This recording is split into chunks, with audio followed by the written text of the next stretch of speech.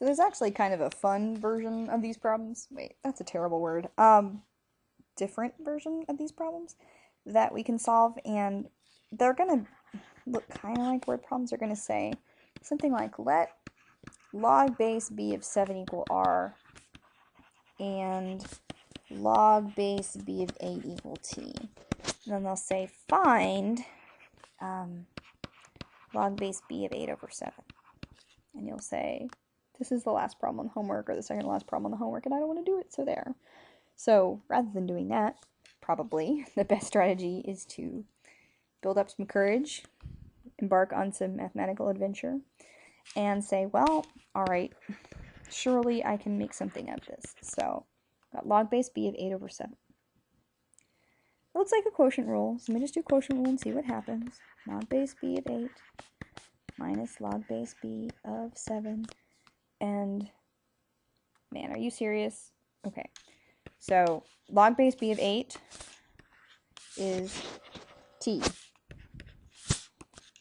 And log base b of 7 is r. So, like, that's your answer. T minus r, and you're done. It's like a problem that you would never, ever, ever actually want to try. And it takes approximately 20 seconds. Maybe. So definitely don't avoid these problems. In fact, I think one of the reasons that we do them is because back whenever teachers were grading papers by hand, these are really easy to grade. But they also can make you demonstrate that you have some more sophisticated ability. So for about the toughest kind of a problem we could give you would look something like this. We'd say, let log base b of 9 equal s.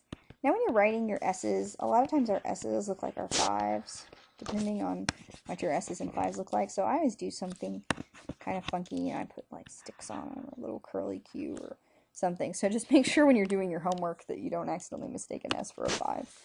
And then I've got log base b of 5 is x. Okay, and it'll say find log base b of the square root of 9 over 125. Okay, so you'll say, all right, I'm awesome.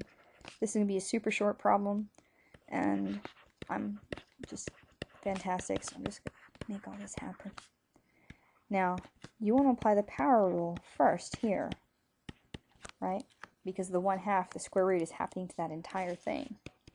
So I'm going to grab my half and put it out front. So we've got 1/2 log base b of 9 over 125. So I'm like, all right, I can do that. That's the quotient rule thingy. And I'm going to be awesome and remember to put in my parentheses. So I've got 1/2 log base b of 9 minus 1/2 log base b of 125. And I'm amazing, so I can do direct substitution and say 1/2 log base b of 9 is s. And then I've got minus 1/2, and this is crud. Lost the wind out of your sails. So we've run into a problem here. We have log base b of 125, but in our problem we're given base b of 5.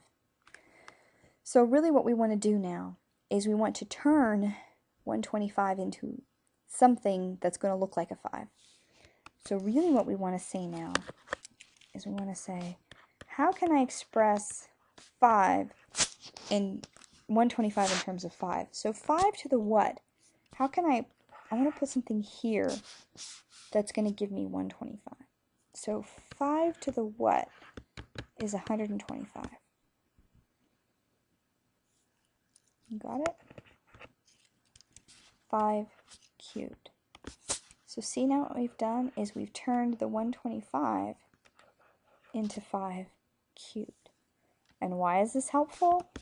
Well, it's helpful now because we can say, hey, look, I can take my exponent now and put it out front, times 3 log base b of 5 And now I have this value for log base B of 5, which is capital X. So I can say 1/2 s minus 3/2 x. So it took a little bit longer, but it's still totally within your ability. And one of the main reasons that we ask you questions like this is we want to make sure that you know that you've got this down. This is a little sophisticated bit of math, but it's definitely important to be able to do that moving forward.